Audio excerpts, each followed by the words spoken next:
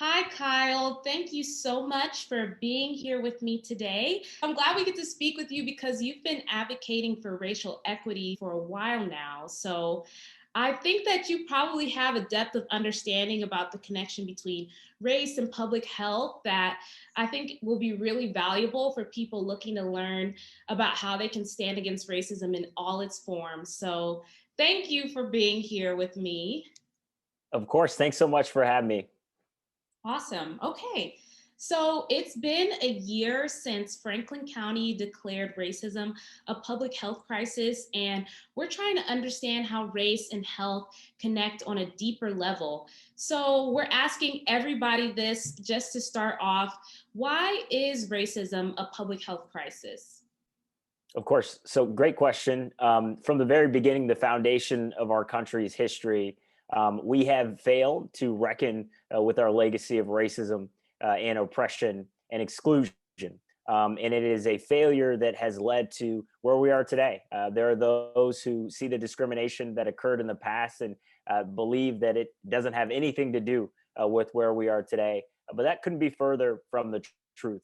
The fact is that racism is a public health crisis because it literally affects and impacts life outcomes. Racism is about affecting and impacting the institutions and the systems in which we operate and which we live in.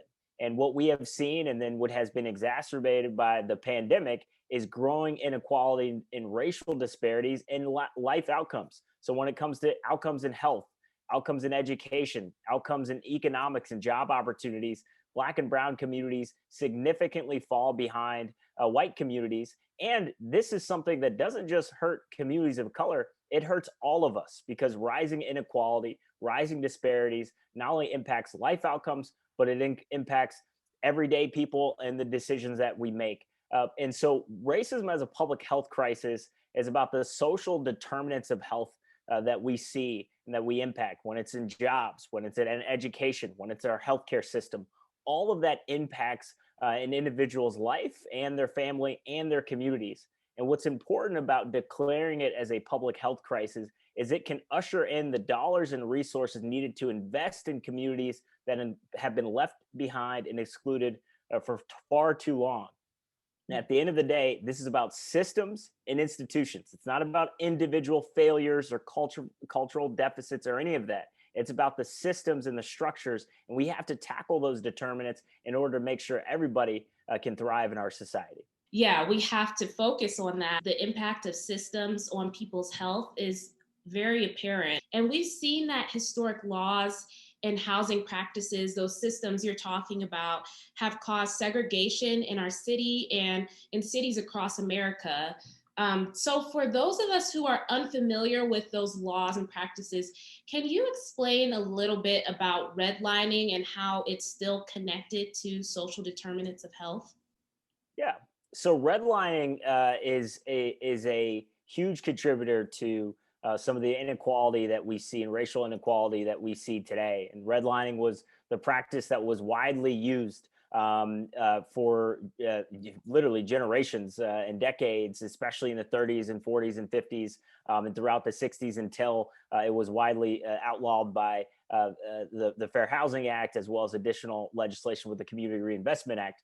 But redlining was the process of denying loans for people to be able to obtain a mortgage based on primarily the person's color of their skin. And so what happened was they basically denied, if you wanted to buy a home and you wanted to live somewhere and you had to go to the bank to get a loan for your mortgage to be able to buy that home, because of the color of my skin, they could deny me that loan. And the justification at the time was that we would just you were not deemed credit worthy to be able to get that loan. But what that ended up happening in practice? Well, the Black and Latinx and other communities of color were deemed as risky homeowners or potential homeowners, and so as a result, they didn't take risks on giving them loans, even in situations where their credit was ready to go and they could get a loan for a particular home. And so in practice, what that happened was that it steered communities of color into areas of a particular region that didn't get the investments, that had less access to quality infrastructure, less access to education, less access to job opportunities. And so what ended up happening? Well, one, the federal government not only helped facilitate these processes where you actually steered people away from obtaining these homes, living in quality neighborhoods. And so what happened? Well, what happened was that instead of being able to buy a home, maybe I had to rent, and I had to go and rent something because I couldn't obtain a loan to buy a home. And so after renting, you couldn't actually build equity on your home. And so that is actually another contributor to the racial wealth gap. And so a lot of people, when they hear about this history of redlining, they don't realize how deeply the long-term effects of the discriminatory impacts are. So even though redlining has been outlawed, these have long-term effects that happen, 50, 60 years later and still impact where we are today. That's why we see deep segregation, not only here in Columbus, but all across the country. Every major metropolitan area has a deep racial dividing line because of policies like redlining that kept people from integrating into other areas or into other homes. And as a result, Black people, Latinx people, and other communities of color were unable to build wealth and obtain wealth and equity on their homes. And so they couldn't pass that down from generation to generation. And so they're further and further left behind. And that's where we see a rising racial wealth gap today. And we have to address that. Yeah, that through line of just like pure policy creating just extreme inequity that lasts for generations. And we're seeing that it's causing health disparities as well. Just that economic and housing insecurity, it rolls over. So can you tell us how the COVID-19 pandemic has exacerbated housing insecurity for people of color in Ohio, how those things connect? Of course. So, what we're witnessing right now, what we saw immediately after the COVID-19 pandemic hit, and are continuing to see the effects a year later, and we will continue to see these impacts for even much longer.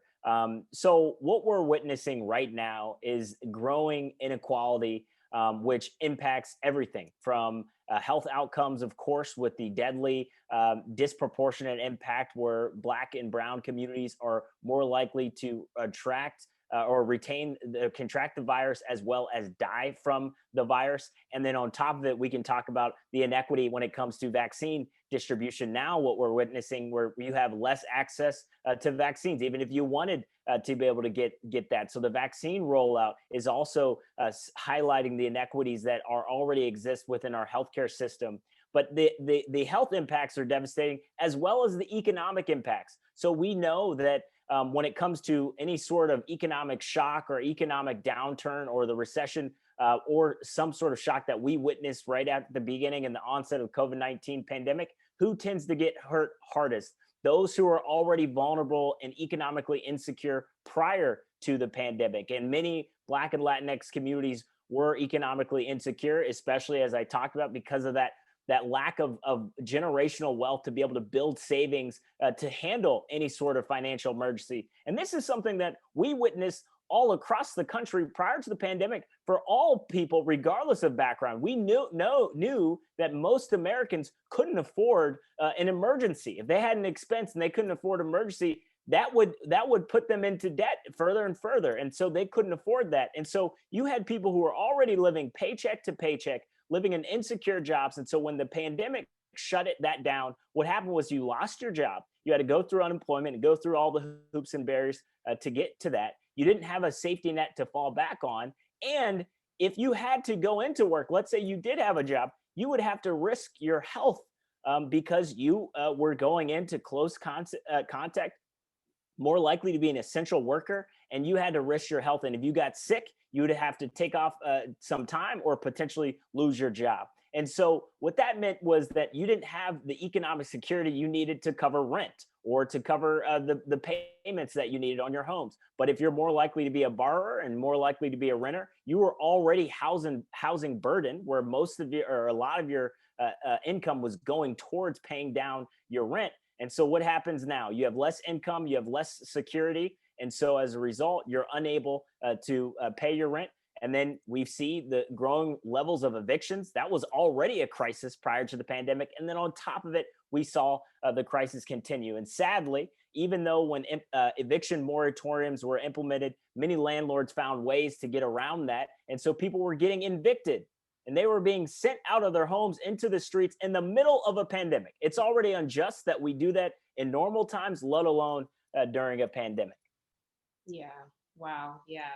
It's so tough to think that in this pandemic, people were facing, like you said, going to work and risking their life every day, or, being completely without income, or, both, getting Yeah. COVID, losing your job because you don't have that time off, and just dealing with all of the economic disparities that come with that. It's just a huge challenge, and eviction is so imminent for so many vulnerable people in that Yep. situation.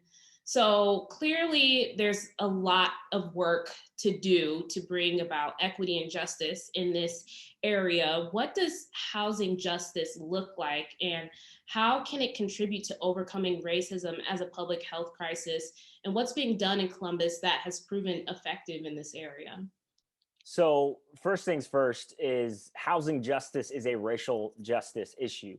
Economic justice is a racial justice issue. Sometimes people think about racial equity and racial justice as something in the, that's siloed over here that only has to do with one aspect of society, when racism impacts everything. It impacts every institution and every system. And so as a result, we need to have racial justice that pushes for equity in all of our institutions and all of our systems. That includes housing, that includes the criminal justice system, that includes our education systems. And so housing justice means housing for all. At the end of the day, we are one of the wealthiest countries on earth, and there is no reason that we should have situations where people are housing insecure. We should be able to provide the stability for families and for communities to be able to have a roof over their head, to have stable quality housing, to make sure that the income that they're receiving isn't having to go all the way towards housing, and that people are actually able to build equity. We are here where we are because of policy choices, conscious policy choices, discriminatory policy choices led us to where we are today. And that has a direct impact, not just on Black and brown communities, but also white communities and all of us. It hurts all of us when our most vulnerable are struggling and are marginalized. And so housing justice requires making necessary steps for, at the very least, rent stabilization, doing more to provide financial assistance, whether at the federal level, the state and local levels, for communities and individuals that are struggling to make ends meet. Opportunities to address, and city council here in Columbus recently took steps for this, which is addressing source of income discrimination. So not discriminating on you, landlords, the practice of discriminating against you if you're trying to pay with a housing voucher or some sort of process because you're receiving government benefits or welfare. We're making sure that you can't do that because you shouldn't be able to discriminate against somebody based on their type of income. And so that's a huge impact, and that's a step in the right direction. We need to take more of those steps. We also have to address these exclusionary zoning policies. Many times we have questions about affordable housing or public housing and how we provide more support for housing insecure individuals. And too often you see people who might claim to be advocates of racial justice, and then when they say, well, we have affordable housing construction that we're thinking of placing in your community or your area, you have people say, not in my backyard. You see that NIMBYism that occurs all throughout the country, and that has been a long history and legacy of discriminating on who is deserving or not undeserving of living in your neighborhood or community. It is unjust, it is not right, and it is also bad policy. And so we have to change the way we approach these issues. And ultimately, at the end of the day, we have to ask ourselves, if we want housing justice, we have to understand that we have to address all of the domains and impacts of racism and discrimination. How are we making sure that we're providing quality health care for everybody? How are we ensuring that people have a living wage? We have a living wage issue in this country where people are not being paid enough. And so as a result, they're working 2 to 3 jobs and still struggling to make ends meet. people don't have to be this vulnerable. This does not have to be this way. We have allowed it to happen. We have normalized it, and we have blamed people for their circumstances that they are in, when the real blame should lie on our policy and policymakers who have contributed to this crisis. We have to turn that around, and I think we can do it not here in only Columbus, but all across the country. 100%, 100%. There shouldn't be, such barriers to people being able to live somewhere at an affordable price. And that, if that's not justice on a basic level, then I don't know what is. So my last question is, how can community members get involved in creating equitable housing systems in Columbus? So one of the most important ways is to get connected with organizations that are doing this work. Of course, YWCA is doing this work. A lot of organizations around this city and community are doing this work already. And so it's important to get connected with some of those organizations because here's the thing. We need to center people who are directly impacted, who are struggling to make ends meet, and have too often been left out of the equation when it comes to our policies. It means encouraging people to testify and provide testimony at the State House, to provide testimony to their local elected officials, to have conversations about these issues. And right now, with so much happening at the federal level, talking to and getting involved in the types of town halls, or at least right now, virtual town halls that are happening around housing insecurity, as well as other forms of economic insecurity. This ties in with everything. And there's no way that we can have this conversation without talking about how it connects to our democracy. Mm-hmm. At the end of the day, this is about making sure that people are empowered to be able to make the decisions and have the agency to address the things that impact their lives. And if you are not empowered in our democracy, if you're not empowered in policy making, if you're not empowered in the types of decisions that people make about your life, then that is going to make sure that our voices are excluded. And too often we have been marginalized. But other folks, those in positions of power and positions of privilege, need to use their power and need to use their privilege to upend these systems that they have benefited from.